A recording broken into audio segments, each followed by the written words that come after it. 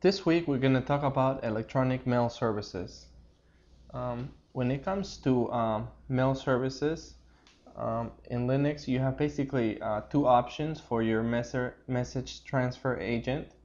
A message transfer agent, or MTA, basically is a program that delivers email messages between computers across the network. The two main message transfer agents in Linux are Postfix and SendMail. SendMail is a very popular MTA that's been in the Unix world for a long time, and Postfix is an implementation of an MTA that it's kind of a newer one, but it's more secure and it's much more. I think it's way simpler than SendMail, easier to understand, and a lot more secure. So Postfix is the one that I'm gonna demo today and teach you. Um, Message transfer agents basically, like I said, deliver messages between computers across the network. And in order to do so, they rely heavily on DNS. And more specifically on the MX records in DNS. Let's take a look at our DNS zone file for the domain. So cd var name chroot var name more csc. So basically in our DNS we have a domain name csc57e.edu, and let's say I had a user tlos1 at csc57e.edu. Now, how would a message transfer agent know where to send email for the csc57e.edu domain? The answer to that is the MX record. So let's take a look at that and find the MX record for this domain. Let's see, where is it? Here it is. Okay, here we have a record in DNS called the MX record, and MX records come with a weight, which in this case is 5. But we could have a second MX record with a weight as well, and let's say that weight is 10. Well, basically the MTA does an MX lookup for the domain, and it gets the list of servers and their preferred numbers or weights. And then basically the MX record with the smallest number or weight has the highest priority, and it's the first server that the MTA will try to connect to deliver the mail. Okay, so it's very important that that when we configure DNS, that we take into account the MX record if we're setting up an email server. And ideally you want to have 2 MX records so that you are highly available. You have two possible mail servers to deliver the mail for the domain. In case one goes down, then it delivers to the other one. Or you could set it up so that if one goes down, then the other one can queue the mail until the other one comes back, and then when that happens, then the other one will relay the mail to the primary MTA. So like I said, SendMail and Postfix are MTAs, and I'm going to show you Postfix.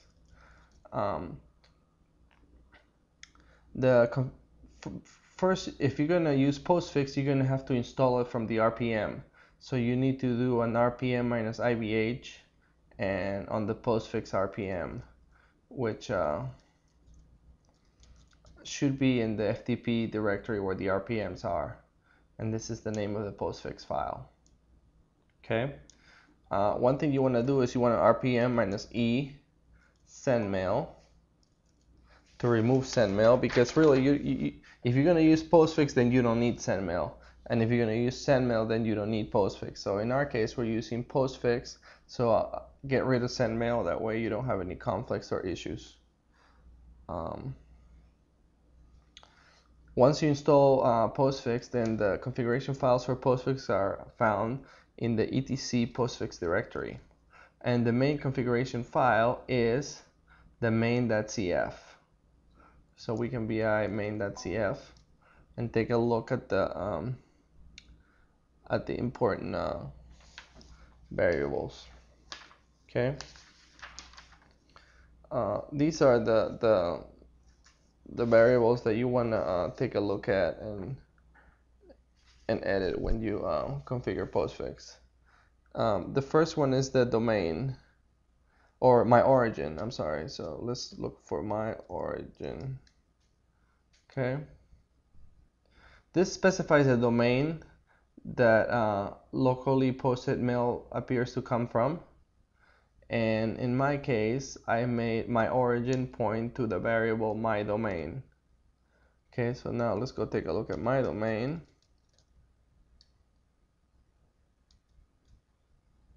Let's see, we find my domain. Where is it? There it is. In my case, I'm in my virtual machine. So since I'm not delivering the mail for this domain here, csc570e.edu, I'm delivering for, more specifically, just my host. So my domain is actually my host, because this will be for mail inside the tlos1.csc570e.edu domain. So an email account, for example, would be nisstudent@tlos1.csc570e.edu. Okay. Now let's go. Another variable that you want to edit is the my destination. So let's take a look at that. And here's my destination. It basically specifies the list of domains that this machine considers its final destination for. And let's see what it is. Okay, so it's going to be the final destination for my host name, which we already looked at, and it's tlos1.csc570e.edu, and also for anything for localhost. Okay, now let's take a look at my networks. My networks defines who is permitted to relay using this Postfix server.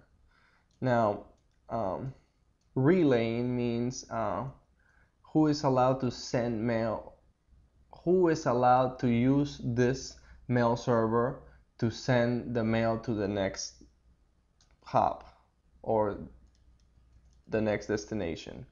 Okay, so I'm allowing any host on this network, my local network, to be able to use this server to relay mail. Okay. Another important parameter is the relay domains.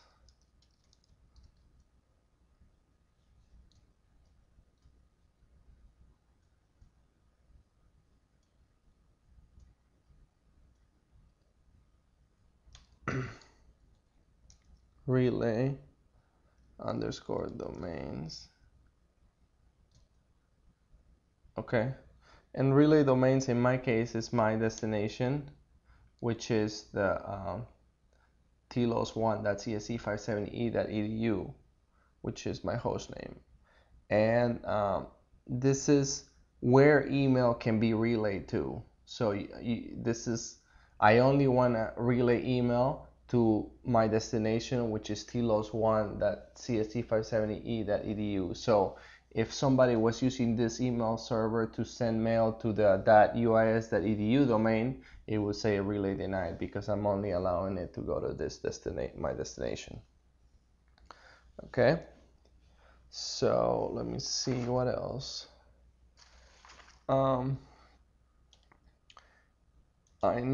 interfaces. This specifies a network interface where we're going to be listening on, and in my case I put all, so we listen on all network interfaces. Okay, and that's basically it. Those are the only variables that you need to change to make this work. So then the next step is to save that. and then to start the postfix server. To start postfix, you can do service start service postfix start, and that will start it. And then if you wanted to start automatically on boot, you could do a check config minus levels 2, 3, 4, and 5 postfix on. Okay. And one more thing that I want to show you is the etc, the aliases file. This concept of aliases, let me vi this file.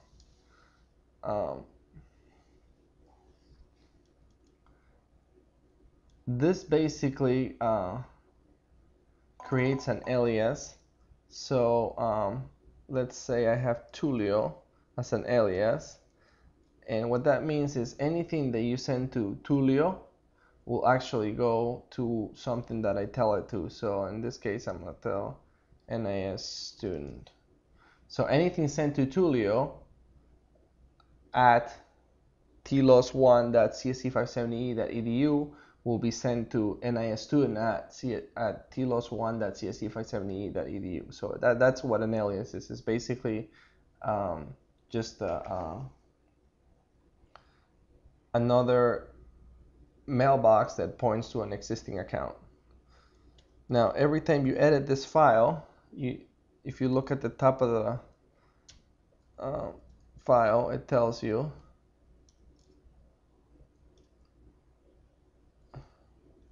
that every time you edit this file, you need to run the new aliases command.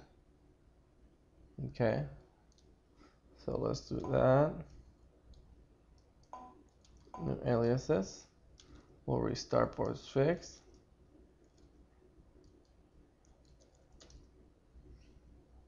Okay,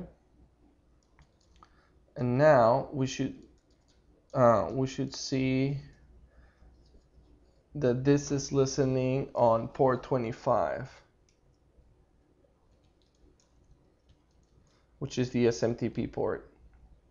Okay, and here we see that this master process, which is the postfix process, is listening on port 25, which is good. So now basically MTAs connect to other servers. They query DNS, find out where the email needs to go to. Then they connect to that server, and when they connect to the server, they talk this protocol called SMTP. And I'm going to show you a simple SMTP transaction to send email. So in this case, I'm going to telnet to localhost on port 25. Okay, now I connected to that server, so now I'm going to say hello to the server, and I'm going to put the domain where I'm going to be coming from, which is tlos1.csc570e.edu. Okay, then I'm going to say mail from, and this is going to be from NIS user, and then it's going to go to RCPT2.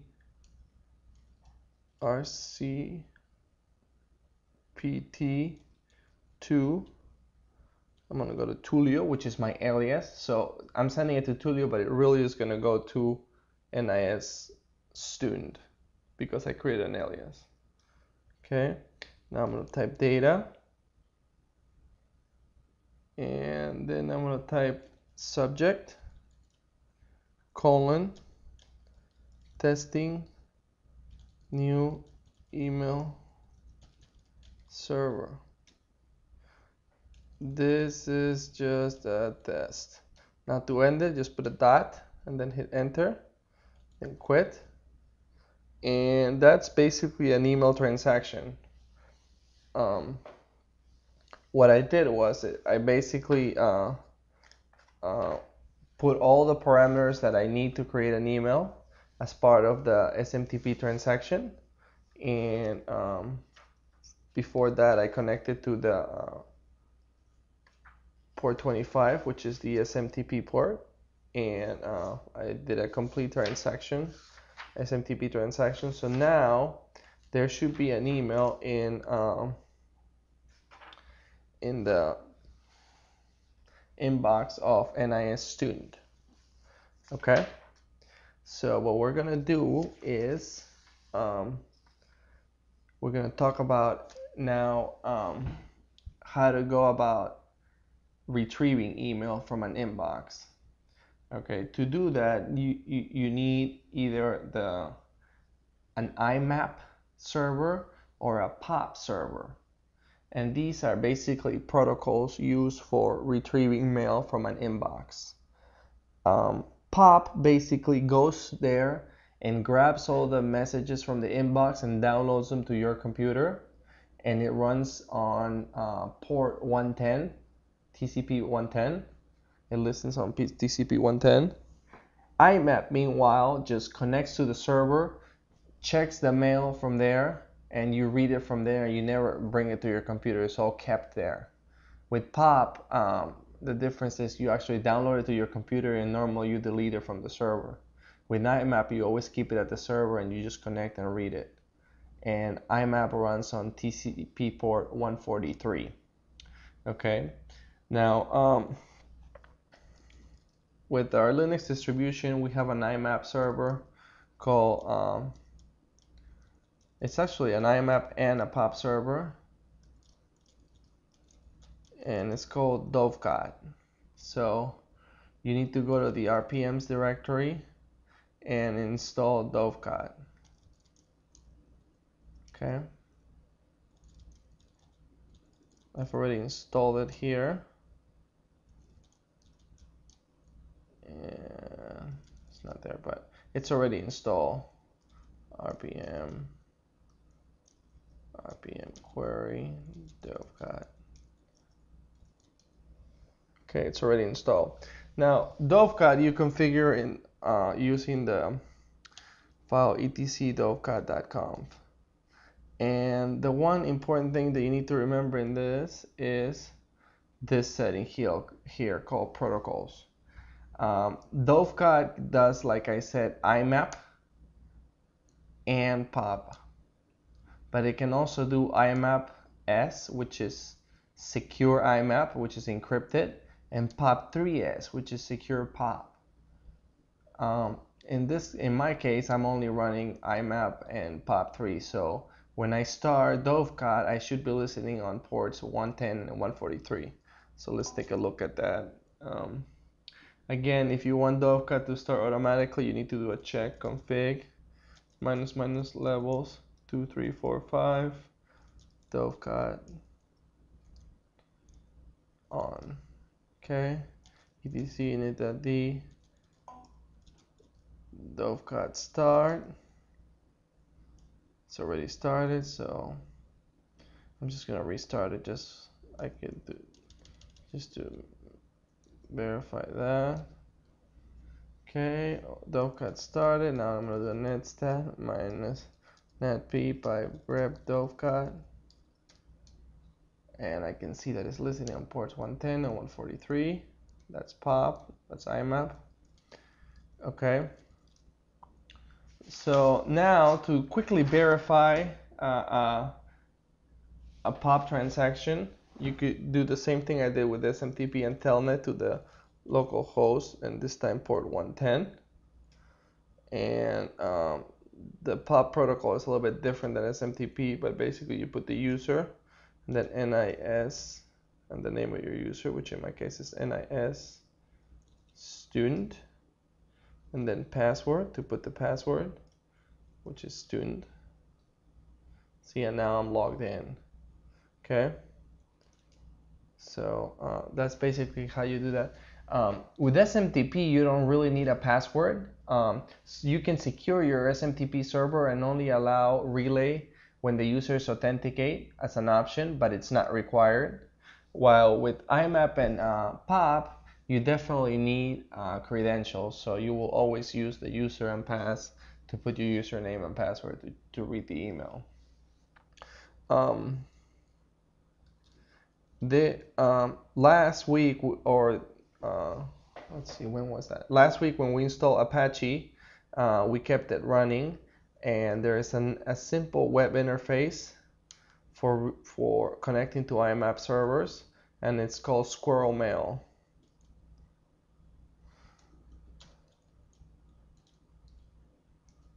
Squirrel Mail is basically just a web client for an IMAP server, and if you install this RPM, which is also found in the RPMs directory on the FTP, you could just install that, and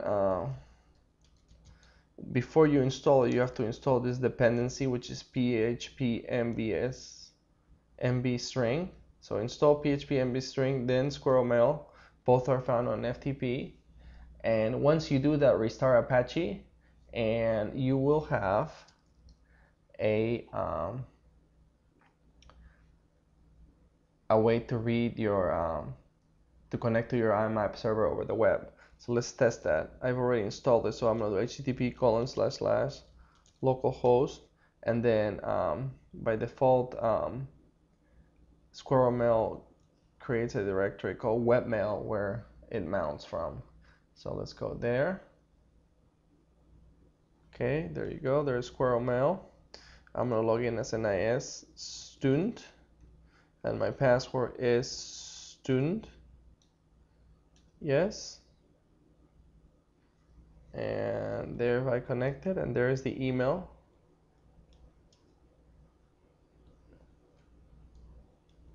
Right here is the email we sent, which, remember, we sent it to Tulio, but since Tulio is an alias to NIS student, it came here, and there is the email. So basically we were able to create an email, send it using the postfix MTA, and then it was delivered to an inbox, and then we used IMAP, the IMAP protocol, through Squirrel Mail to read the email. Now I'm gonna quit, and a couple more things I want to tell you about